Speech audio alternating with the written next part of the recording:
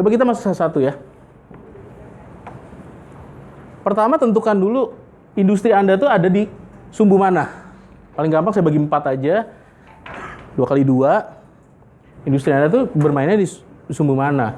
Orang brand manager itu kan selalu berasumsi kalau saya mau belajar branding atau brand management, saya belajarnya ke consumer goods. Itu asumsinya. Karena consumer goods itu adalah industri yang paling populer brandnya. Karena kita selalu lihat di TV. Dan spendingnya salah satu yang paling tinggi untuk advertising. Jadi semua orang bilang, pasti saya tuh perlu brand. Padahal belum tentu perusahaan Bapak Ibu sekalian tuh perlu brand. Yang perlu brand itu adalah yang karakternya seperti ditulis di sini. Bahwa mungkin ada satu pemain yang jadi dominan, player. Saya akan bisa dominan. Saya akan jadi semi monopoli karena saya menguasai Pareto marketnya. Mungkin ada pemain 20, dia bisa market share 30%. Itu kan yang dominan sekali. Ada pemain ratusan, dia bisa market share 15%. Itu dominan namanya. Relatif, kan selalu tergantung. Jangan dikira kalau yang dominan itu namanya 51% market share. Itu nggak selalu. 51% market share, pemainnya cuma 2, itu nggak dominan, satunya lagi 49. Jadi kita harus relatif ngelihat jumlah pemain. Nah kalau sampai ada pemain permen, biskuit, produk brandnya bisa sampai mungkin 25%, itu berarti dominan kan ratusan pemainnya, ada 400 atau 500-an brand. Jadi kalau kita lihat di sini, kalau Bapak Ibu sekalian pikir, saya bisa dominan dan saya bisa jadi pemenang mutlak di industri ini. Jadi kayak misalnya paling gampang di consumer goods. Consumer goods itu bisa monopoli, bisa. Sangat mungkin. Sudah pernah ada brand yang bisa sampai 90% market share itu ada. Di consumer product di kategori tertentu. Dulu zaman Indomie, belum ada mie sedap itu 90%. Bersama dengan Supermi dan Sarimi. Sudah pernah ada yang bisa sampai 90%. Kalaupun nggak 90%, bisa 70%. Sudah ada juga industri. Dominance itu ada di consumer product. Kenapa? Karena consumer products itu biasanya karakternya adalah winner takes all. Begitu udah menang, tambah menang. Orang kaya tambah kaya istilahnya. Karena dia, begitu dia dapat revenue gede, dia bisa spend lagi. Tambah revenue gede, sama spend lagi. Yang kecil, ya kecil-kecil terus aja spendingnya. Dan inilah yang kita sebut, kalau di sini berarti name of the game-nya adalah brand. Selain dia bisa dominan, word of mouth juga jalan. Ternyata orang merekomendasikan produk kita ke orang lain. Orang mau ngomong. Jadi surprisingly, perusahaan-perusahaan kayak di consumer product itu meskipun barangnya murah dan barangnya itu boleh dibilang tidak pakai mikir belinya, itu word of mouth itu bisa jalan. Word of mouth itu bisa jalan. Kalau ada produk baru lagi ngetren, orang ngomong. Word of mouth itu jalan. Tidak selalu tinggi, tapi ada word of mouth itu. Karena ada kategori nanti di baliknya yang tidak ada word of mouth. Orang nggak mau rekomen produk itu sama sekali. Jadi kalau Bapak Ibu sekalian ada kategori industri yang kayak begini yang tadi saya jelasin di awal. Karakternya bisa dominan, kemudian bisa word of mouth, bisa jalan. Berarti kuncinya adalah branding. Karena berarti tinggal di-bom aja dengan campaign brand, word of mouth jalan sendiri. Dan siapapun yang main brand itu tahu bahwa kalau branding campaign itu mahal. Branding campaign itu mahal. The most expensive elemen dari marketing itu most likely itu brand, kalau enggak sales force. Cuma 2 itu yang gede. Brand itu buat bikin awareness supaya orang tahu semua, sales force buat nutupnya, buat jualannya terakhir. Itu 2 elemen paling gede di profit and loss statement banyak perusahaan. Marketing budget itu buat awareness nomor 1. Terus nomor 2-nya orang salesnya, ada sales budget. Branding itu buat pemain yang bisa dominan, bigger players. Kalau Bapak Ibu sekalian mau main massal, di industrinya bisa main massal, itu mainnya brand. Yang kedua, kategori kedua adalah yang name of the game-nya adalah channel. Name of the game channel itu berarti saya sebenarnya nggak mungkin dominan. Karena semua orang bisa untuk besar. There is no dominance di sini. Tapi ada word of mouth-nya. Tidak ada dominance, tapi ada word of mouth-nya. Ini contoh yang paling saya suka pakai. Kalau di sini kan consumer goods ya. Kalau di sini yang saya selalu pakai itu adalah coffee shop. Itu kategori industri yang ada di sini. Coffee shop itu kayak Starbucks, Excelso, apalagi coffee shop yang besar-besar. Apalagi Sampeng namanya kita nggak tahu, tapi ada fansnya. Ada yang dekat rumah saya itu ada yang baru buka, ada yang namanya Kopi Kebut. Enak juga katanya. Kecil coffee shopnya. Mungkin karena ada film filosofi kopi, jadi banyak yang buka coffee shop. Ada barang bahan bakunya, kemudian ada anak muda yang ngerti teknologi pengolahannya, terus jadi bikin banyak. Jadi kalau kita lihat coffee shop, nggak ada dominance. Yang katanya Starbucks itu dominan, tidak dominan amat. Tidak seperti Indomie dominan. Dan word of mouth exist. Ada fan base masing-masing. Pemain kecil bisa survive. Kalau di sini pemain kecil nggak bisa survive. Pada dasarnya nanti industri akan konsolidasi kalau di consumer product itu. Di sini bisa survive masing-masing dengan fan base-nya masing-masing dan word of mouth jalan di segmennya masing-masing. Kekuatannya adalah di channel. Channel ini berarti bukan harus ada di mana-mana, tapi deket aja sama fan base-nya. Jadi kalau terkenal di residential areas itu ya di residential areas itu dia. Kalau dia bisa di office kayak di bawah ada Starbucks, ya dia buka di situ dan seterusnya. Kenapa? Karena dia ingin yang jadi target marketnya harus bisa mudah menemukan dia ada di mana saja. Jadi channel presence yang kunci di sini. Coffee shop itu ada di sini. Yang ketiga, kalau kita maju ke slide berikutnya adalah service. Service itu untuk industri-industri yang sebenarnya mungkin sekali dominan, tetapi tidak ada yang mau rekomen. Saya paling senang pakai contoh di sini itu adalah spare parts, auto parts. Siapa yang tahu merek kampas remnya di sini? Terus Bapak Ibu sekalian rutin kasih tahu tetangga untuk pakai kampas rem yang sama gitu. Jadi ngasih word of mouth. Itu nggak ada. Gimana mau rekomen? Orang kita aja nggak tahu. Tidak ada word of mouth, tapi ternyata ada loh di dunia auto parts itu, dominant playernya. Ada. Untuk masing-masing kategori, untuk aki itu ada pemain nomor satunya. Untuk ban itu ada dominant playernya. Kita semua tahu. Ada dominant playernya, tapi tidak ada word of mouth. Tidak jalan. Makanya harus mulai service. Kenapa pemain-pemain yang spare part besar seperti Astra bikin shop and drive?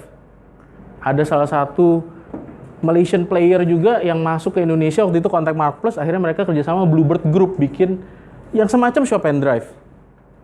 Kenapa semua bikin begitu? Karena spare part itu kan di dalam, nggak ada yang peduli. Padahal penting, kalau nggak ada, nggak jalan mobilnya. Tapi nggak ada yang peduli. Existence-nya nggak kelihatan. Makanya harus dibikin kelihatan, supaya jadi keren. Dan itu sebenarnya adalah gunanya service. Spare part tuh nggak kelihatan benefitnya secara real, karena kita nggak pernah lihat cara kerjanya, tapi dikasih service supaya kelihatan di permukaan. Kasih service, pasangin di situ. Jadi ada elemen servisnya di sini. Dan terakhir yang nomor 4 paling bawah kiri adalah yang nggak ada dominant player dan nggak ada word of mouth. Ini kalau di industri ini ya Bapak Ibu sekalian ya good luck. Capek. Jadi mainnya sales mulu. Ini teman-teman kita yang di asuransi itu ya nasibnya di sini. Asuransi, kartu kredit, ya di sini. Kenapa orang sales paling banyak itu ada di asuransi, ada di kartu kredit, ada di properti? Karena tidak ada yang dominan, tidak ada word of mouth. Jadi nggak ada yang bantuin kita jualan, ya kita sendiri yang jualan. Makanya harus ada sales force-nya. Karena nggak ada sales force gratis yang datangnya dari konsumen kita, nggak ada. Harus dijualin. Jadi kita yang proaktif jualan. Makanya orang jual kartu kredit, orang lewat di mall ditawarin. Karena dia tidak ada bantuan branding, kecil, nggak ada bantuan service, nggak ada sama sekali bantuan channel, dia benar-benar hanya mengandalkan sales force saja.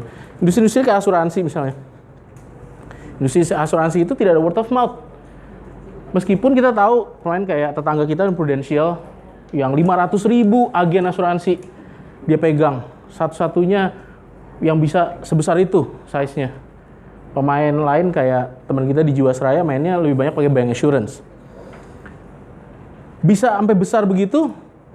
Kenapa? Karena teman dan keluarga semua dijualin ke teman dan keluarganya. Jadi kalau agen asuransi pertama kali target utamanya adalah yang serumah itu. Habis itu keluarga berikutnya, dan seterusnya.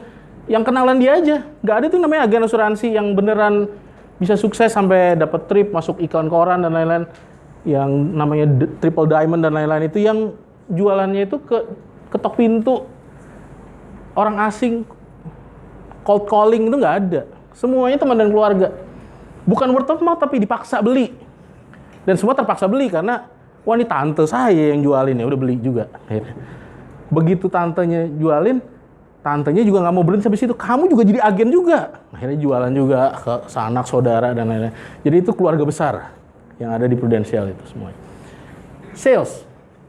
Ada 4 jadinya. Brand, sales, service, and channel. Dan 4 ini sebenarnya Bapak Ibu sekalian, ya kita kan orang marketing. Orang marketing itu tidak ada yang baku. Tergantung.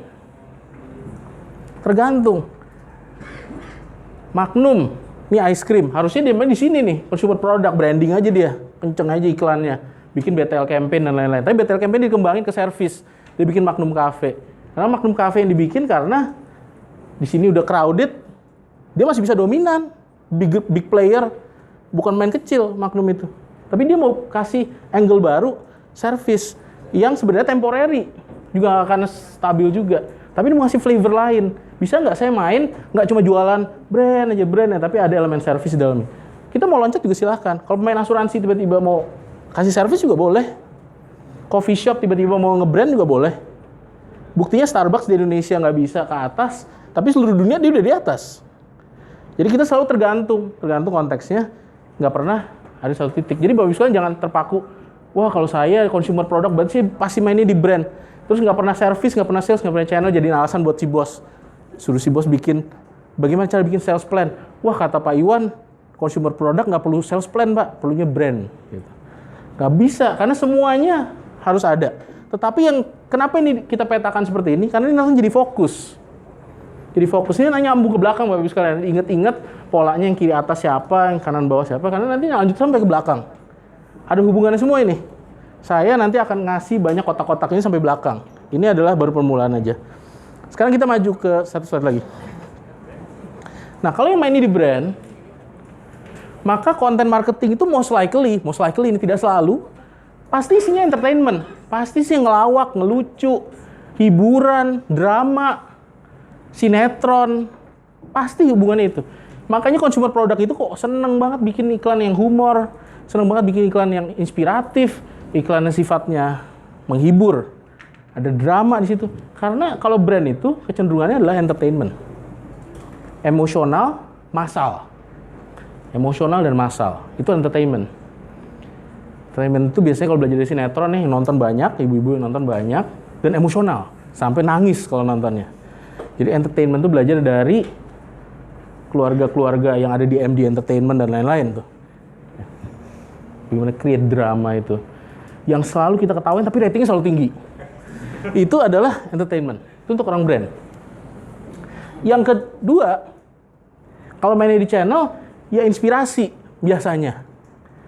Biasa inspirasi. Kayak coffee shop, mainnya inspirasi.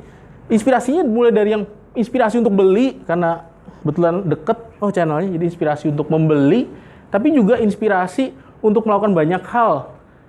Saya kalau minum kopi ini jadi semangat lagi, dan lain-lain. Konsepnya masing-masing tergantung positioningnya, tapi isinya inspiration. Berikutnya,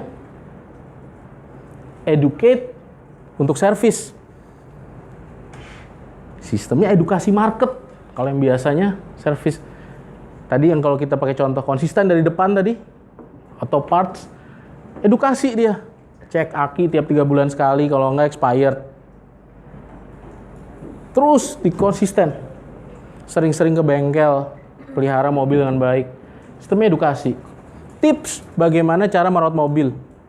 Tips bagaimana mudik dengan aman. Edukasi sistemnya. Dan terakhir, baru yang jualan. Ini yang paling susah tadi. Ya harus meyakinkan supaya beli. Jadi tetap kalau yang di sini ngeyakinin.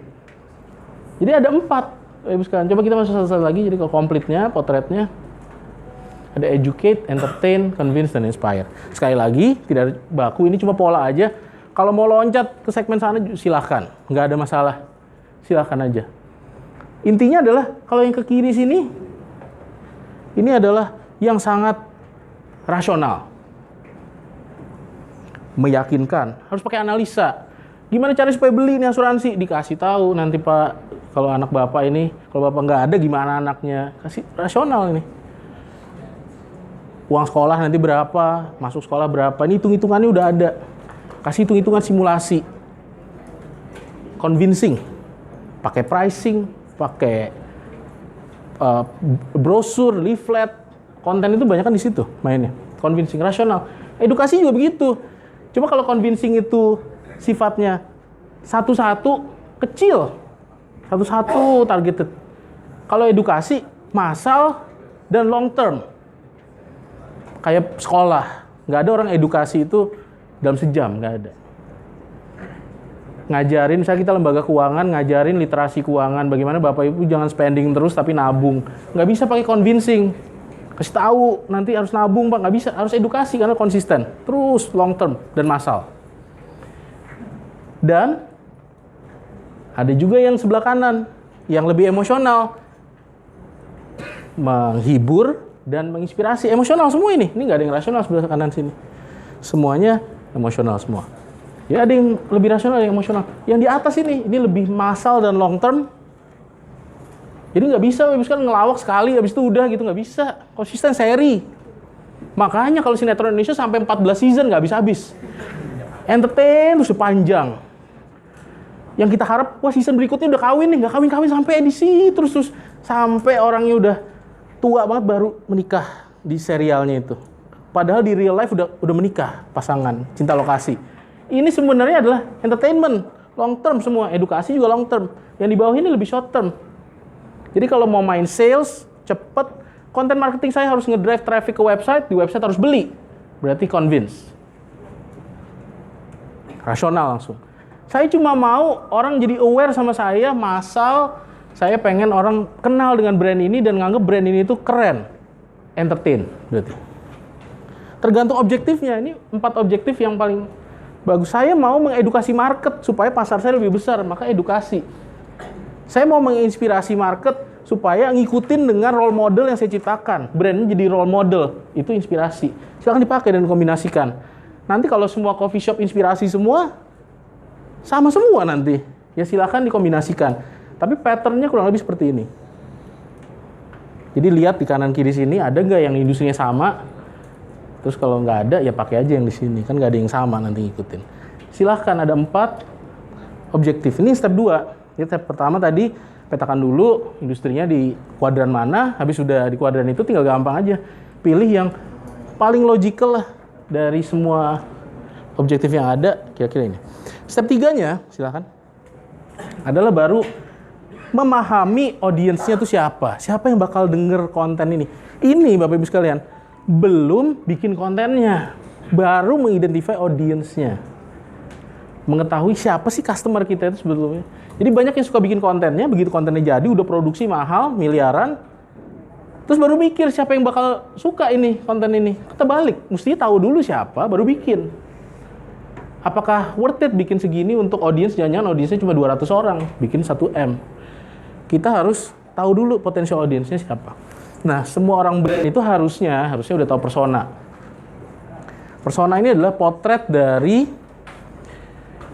target customer kita yang dibahasakan dengan narasi.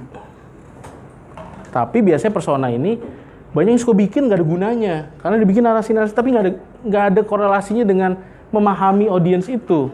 Personanya cuma ikutin template aja. Saya kasih tahu beberapa trik kalau kita bikin persona di Marketplace. Kalau demografi, itu ada 4. Cuma 4 aja nih demografi yang penting sebenarnya. Yaitu age. Age itu nanti menentukan kalau dia muda, dia berarti kemungkinan bisa pakai handphone lah. Kalau yang tua ini mungkin agak susah nih kalau pakai aplikasi gitu, kira-kira gitu. Dia jadi semacam proxy atau pendekatan untuk memahami yang sifatnya psikografis gitu nanti, atau behavior. Kalau muda dikit mungkin terbuka sama produk baru. Kalau tua mungkin kolot dan dia loyal sama produknya. Gitu. Jadi usia ini adalah proxy yang bagus untuk mengetahui karakter orang. Meskipun tidak semua anak muda sama, meskipun tidak semua orang tua itu sama. Dan gender, itu penting. Pria dan wanita itu berbeda. Tadi Pak Herman udah sampaikan juga, kalau wanita karakternya seperti apa, pria karakternya seperti apa. Perilaku pembelian berbeda, yang selalu jadi joke di mana-mana. Kalau pria mau nyari sikat gigi, langsung ke raknya, beli, keluar. Kalau ibu-ibu nyari sikat gigi, keliling dulu ke sayur, belanja sampai 1 kantong, baru ada sikat gigi, masuk. Akhirnya beli banyak. Itu yang suka jadi joke. Karakter dan behavior tergantung dari gendernya. Jadi nggak main-main, age dan gender yang bisa kita selalu cuekin tuh. Kalau di database kita suka ada, kita selalu cuekin, itu ternyata powerful sekali untuk mempredik behavior seseorang. Kemudian marital status, ini juga penting nih, kalian suka kelupaan. Dan di database paling sering lupa diupdate. Karena tahun 81 terakhir database-nya. Ini orang masih bujangan. Mana mungkin sekarang umurnya sudah berapa, masih bujangan. Ya mungkin aja. Tapi ini penting, Bapak sekalian, penting untuk kita mengetahui life cycle changes. Itu paling penting. Marital status itu selalu jadi life cycle changers untuk seseorang. Misalnya nih ya, misalnya kalau wanita belum menikah, dia langsung prioritasnya lain. Kan? Belanja sepatu, belanja tas, banyak. Tentu menikah harus kompromi sedikit. Suaminya yang kompromi maksudnya. Harus kompromi sedikit. Setelah kompromi, punya anak. 1, masih kecil, prioritasnya berubah. Punya anak besar, prioritasnya berubah lagi. Jadi prioritas hidup itu berubah seiring dengan marital status. Dan juga kadang-kadang menikah, punya anak, menikah tidak punya anak, itu selalu berbeda behaviornya. Karena kehidupan di rumah berpengaruh terhadap kehidupan di toko ketika mau beli barang kita gitu. Kan begitu ya. Dan occupation yang paling penting, dan biasanya ini nggak pernah ketinggalan kalau occupation.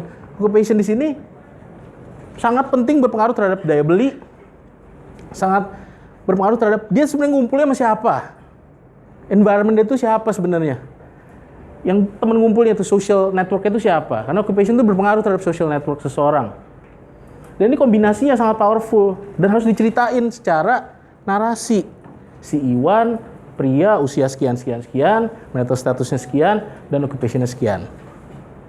Ini adalah persona. Demografi, step 2-nya baru yang sifatnya lebih interest dan behaviors.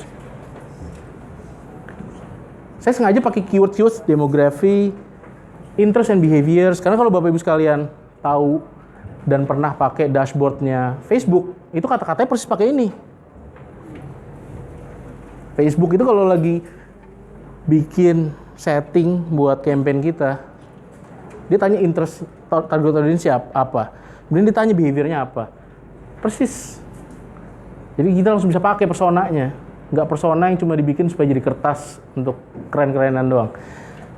Interest dan behavior ada 4 yang paling penting nih dari pengalaman kita. Yang pertama adalah personality, orang introvert, extrovert, orangnya itu sangat ngejar achievement, apakah orang itu sangat reserve, ambisius atau tidak. Itu personality itu penting.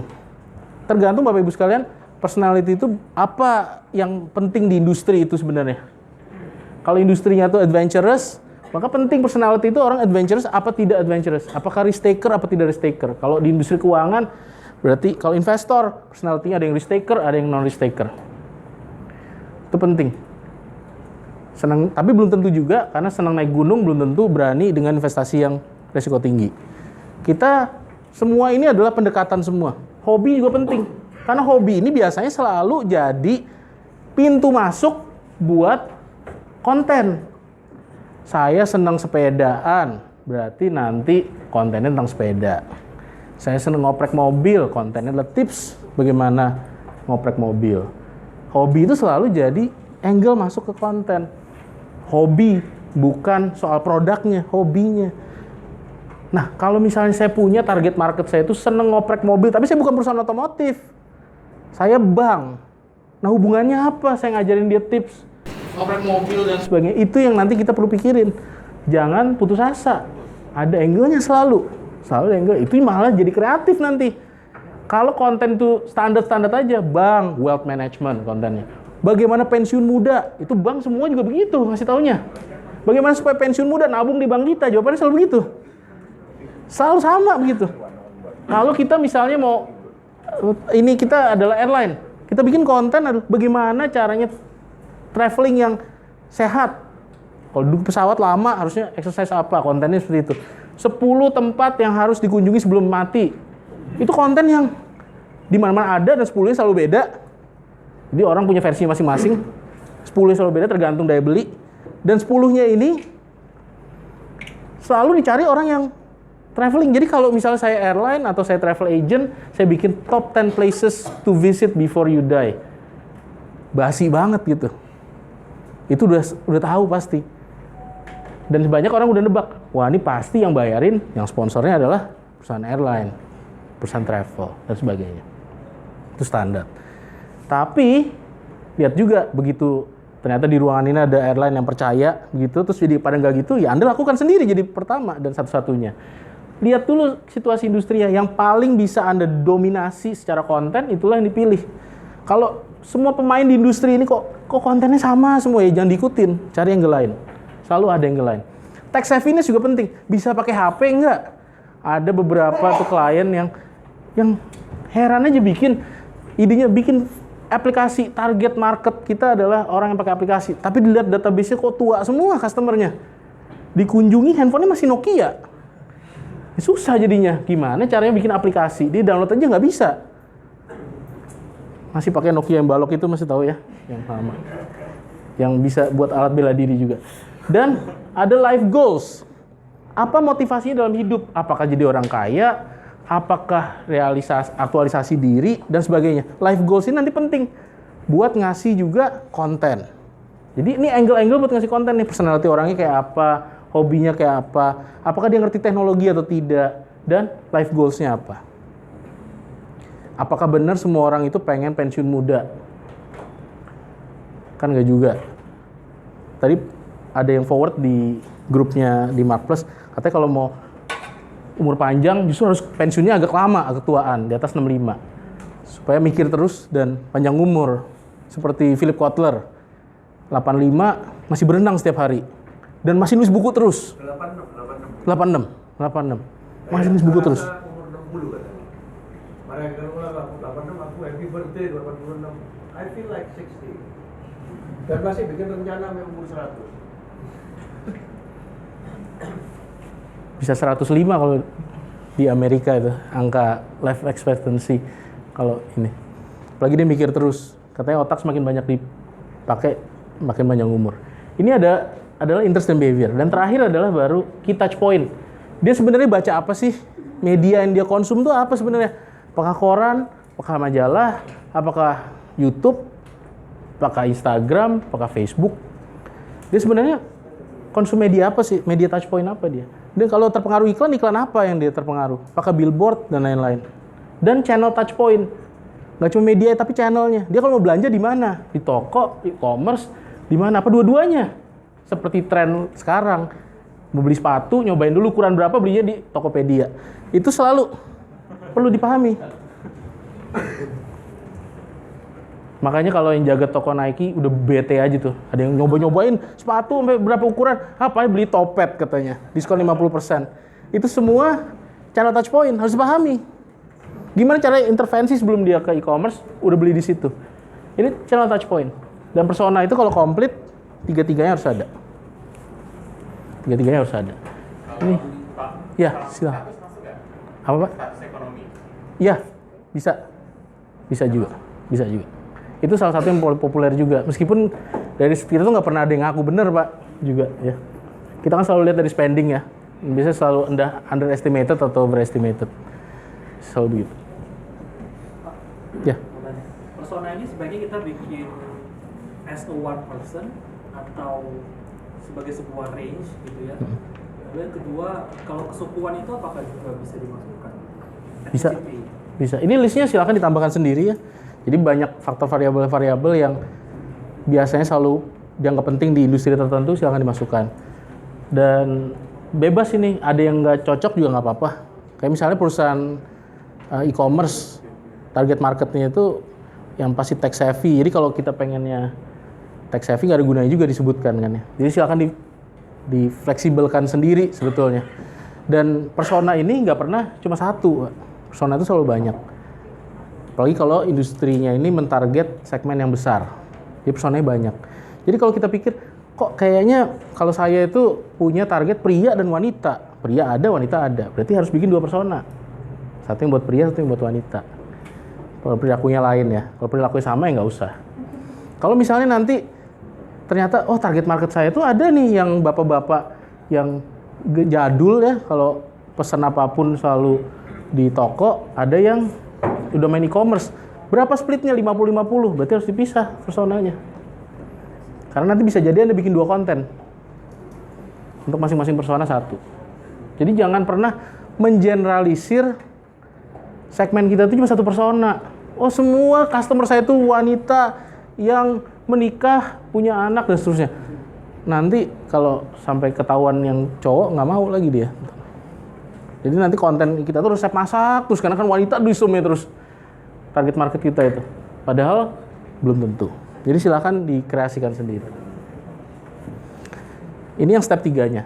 Kemudian step keempatnya adalah baru pikirin kira-kira temanya apa. Makanya kalau Bapak Ibu sekalian benci matematika mungkin kesel banget hari ini kok ada tanda plus terus gitu.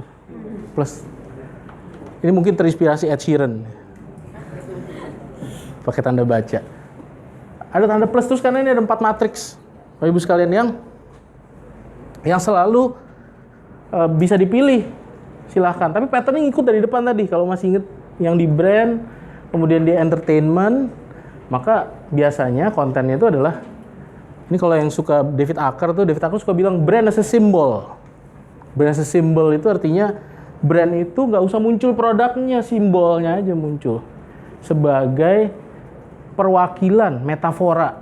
Sebagai perwujudan dari produk kita. Nggak perlu muncul ya. Dia jadikan simbol aja. Dan biasanya visual imagery itu yang pertama kali dilakukan oleh iPod ketika launching, itu ada visual design-nya sangat standar sebetulnya. Warna pastel, ada icon orang warna putih, menggunakan earphone dengan tali yang gelantungan sampai kantongnya. Visual imagery.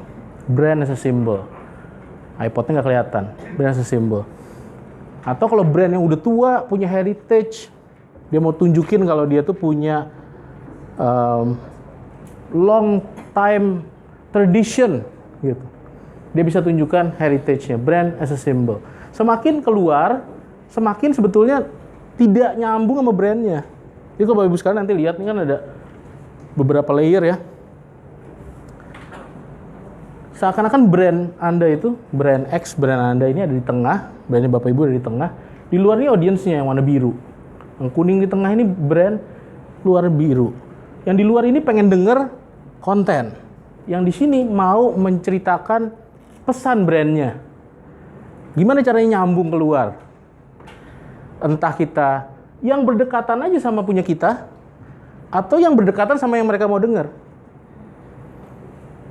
Kalau Anda airline, jualan destination, itu dekat dengan brand. Dekat dengan brand. Tapi mungkin tidak terlalu dekat ke apa yang mereka ingin dengar. Yang mereka ingin dengar mungkin bagaimana cara traveling dengan anak kecil. Sini. Yang belum tentu ke penjualan tiket larinya. Jadi ini semua pilihan. Mau makin jauh dari brandnya atau makin dekat ke brandnya. Tapi kalau brand, biasanya entertainment itu brand sesimbol. Brand itu jadikan simbol aja. Produknya nggak usah muncul. Nggak ada product shot. Nggak ada enjoyment shot. Nggak ada orang lagi makan. Nggak ada orang lagi minum. Simbol aja brandnya. Itu entertainment. Jadi jangan bikin serial YouTube terus kalau Anda jual makanan kemasan, snack dan lain-lain, terus makan terus gitu kontennya. Ini brand sesimbol. Masa makan terus? Ya males juga yang nonton. Nanti ikut lapar. Nah yang berikutnya, kalau di kuadran berikutnya adalah kalau Anda mau inspire, maka brand as a person. Inspire itu kan berarti ngasih role model ya. Kita tuh terinspirasi sama siapa sih? Misalnya Bapak Ibu sekalian terinspirasi sama Pak Hermawan. Tadi people nearby, wah terinspirasi langsung download. Itu inspiration, role model. Inspiration itu selalu brand itu dipersonify sebagai orang, brand as a person.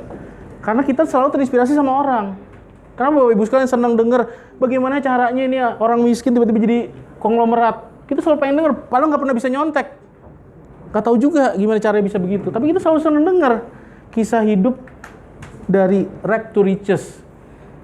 Inspirasi itu datangnya dari orang. Jadi brand harus as a person dengan personality yang tertentu dan dengan customer relationship yang bisa jadi friend-nya si customer. Kalau Bapak Ibu sekalian kebetulan punya founder yang terkenal kayak Apple dengan Steve Jobs-nya, Tesla, Elon Musk, punya founder yang keren, powerful, Gojek mungkin punya Nadiem, punya figur yang bisa jadi personality, itulah jadi role modelnya. Oh, Nadiem ini ternyata orang lulusan Amerika, personifikasinya, brand as a person, orang Amerika yang mau membantu tukang-tukang ojek ini supaya lebih modern.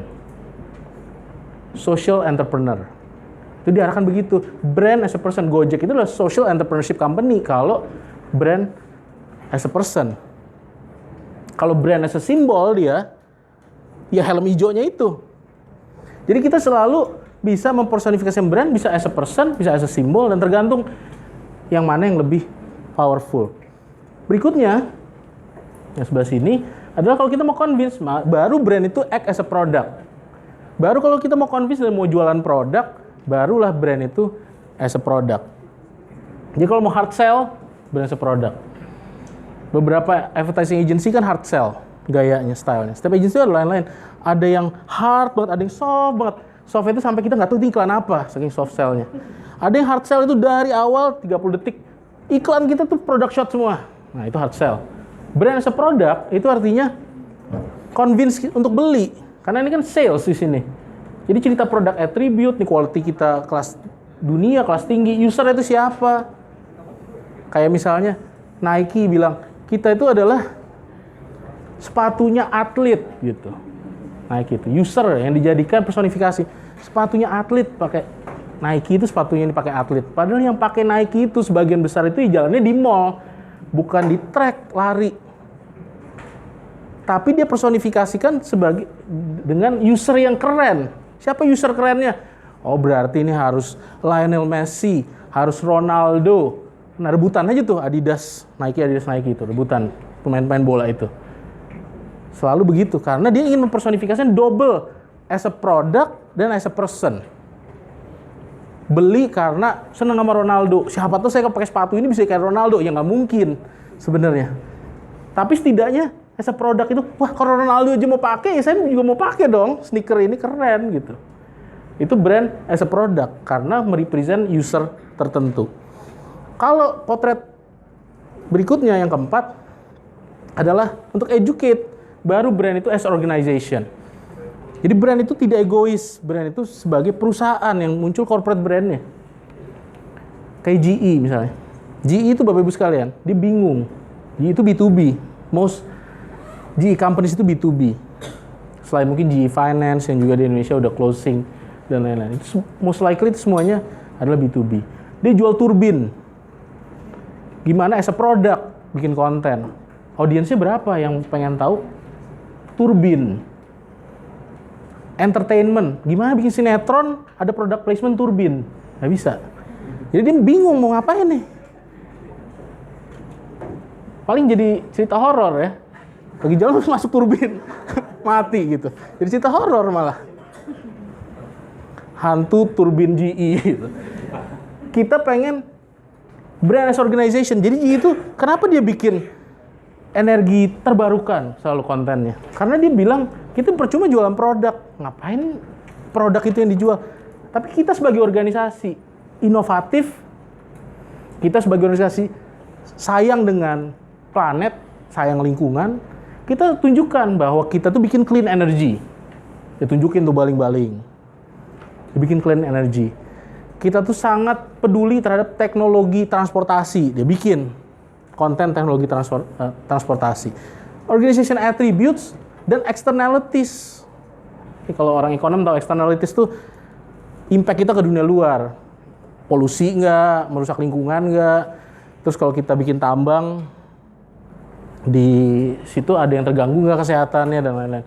selain perusahaan kayak GE, perusahaan tambang itu harusnya main brand as organization. Kalau kita jadi Freeport yang selalu jelek newsnya di media, selalu jelek newsnya.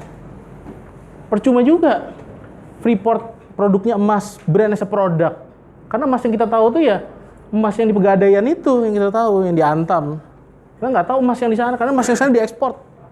Brand as a product percuma juga. Di brand as organization, gimana caranya Freeport itu menciptakan corporate image dari atribut organisasinya. Jadi kalau komplitnya ada 4, tadi nyambung terus dari depan sampai belakang. Kalau mau convince, kalau mau inspire, entertain, educate, silakan mempersonifikasi brandnya entah sebagai organisasi, sebagai simbol, sebagai produk, atau sebagai person. Mau dua-duanya boleh, mau kombinasi 4-4-nya juga boleh. Tapi semakin banyak kombinasi yang dipilih, makin pusing. Seperti ilmu segmentasi, mau memenangkan semua market karena rakus, nggak dapat sama sekali. Jadi udah dapat segini, wah target pertumbuhan 30%, tambah lagi segmen sampingnya. Naik lagi 30%, tambah segmen samping. Seorang bingung nih, siapa sih, produk apa ini? Kita bilang produk untuk semua orang gitu. Target market kita adalah everyone. Itu nggak bagus. Jadi kita harus benar-benar fokus konten kita tajam, mau entertain, mau educate, boleh juga. Kalau educate begini boring, kasih elemen entertainment-nya. Astra Honda Motor pernah bikin campaign cerdas melanggar. Itu video YouTube pakai agency juga. Sebenarnya educate supaya safety driving. Sebenarnya untuk safety driving, tapi ada elemen entertainment-nya karena ada dramanya. Jadi kalau nonton cerdas melanggar di YouTube cek aja. Dari cerdas melanggar 1, cerdas melanggar 2, yang pertama tragis, terakhirnya drama banget kan ya, entertainment, tragis yang pertama. Yang kedua happy ending serinya. Ya, silakan di-search sendiri nanti di Google. Brand as organization, tapi brand as simbol juga. Jadi bisa kombinasi beberapa. Ini step yang keempat. Step yang kelima, saya kasih contoh sedikit ya. Tesla lagi terkenal.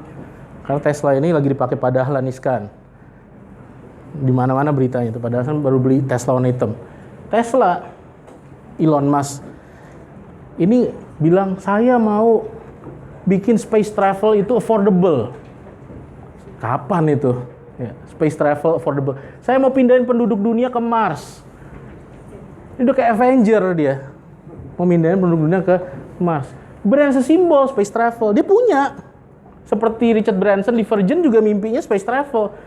Dan dijual tiket untuk pesawat ulang-alik itu. Tapi ya nggak semua. Nggak semua orang akan bisa terbang di situ. Tapi entertainment buat semua orang. Seneng aja nonton gitu meskipun nggak pernah bisa naik pesawat ulang-alik itu. Makanya kita seneng film Apollo 13, nggak pernah naik juga. Seneng, dramanya seneng.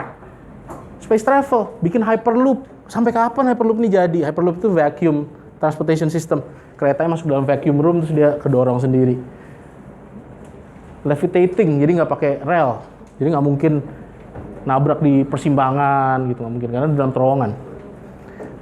Hyperloop, space travel, ini simbol semua, entertainment semua, nggak ada. Dia jualan apa sih? Jualan produknya sports car. Nggak ada hubungannya sama, dia sebenarnya nggak jualan pesawat ulang-alik. Dia jualan sports car. Di luar itu, keluar sedikit luxury living, dia jualnya luxury living. Jadi kalau bagus sekali lihat kontennya Tesla itu ya, selain space travel dia bikin, dia agak ke bawah sedikit cerita sports car, teknis, karena kan Elon Musk itu bilang, saya itu adalah inventor dan engineer. Dianya sendiri jadi role model. Saya itu engineer. Saya ini bukan orang marketing, kata Elon Musk. Saya ini engineer. Seperti Steve Jobs bilang, saya nggak percaya dengan marketing. Karena saya engineer, saya adalah orang desain. Padahal ya orang marketing sebenarnya dia. Tapi dia mempersonifikasikan diri sebagai inventor, engineer. Karena dia engineer, maka sports car. Karena dia inventor, maka sports car. Tapi juga luxury living, karena mahal. Elon Musk itu mimpinya, kalau di kontennya ya, saya nggak tahu bener apa enggak, kan kita nggak pernah tahu. Elon Musk itu mimpinya adalah, dia mau bikin mobil mahal, orang kaya beli, begitu dia punya duit dari penjualan, dia bikin mobil lebih murah. Dapat lagi di penjualan, bikin mobil murah, sampai akhirnya dia bilang electric car itu semua harganya murah. Mimpinya begitu. Tapi sampai sekarang masih mahal aja itu Tesla ya. Ditungguin sampai kapan ada yang harganya 20 juta, nggak ada juga. Ini semua adalah konten marketingnya Tesla. Silakan. step berikutnya?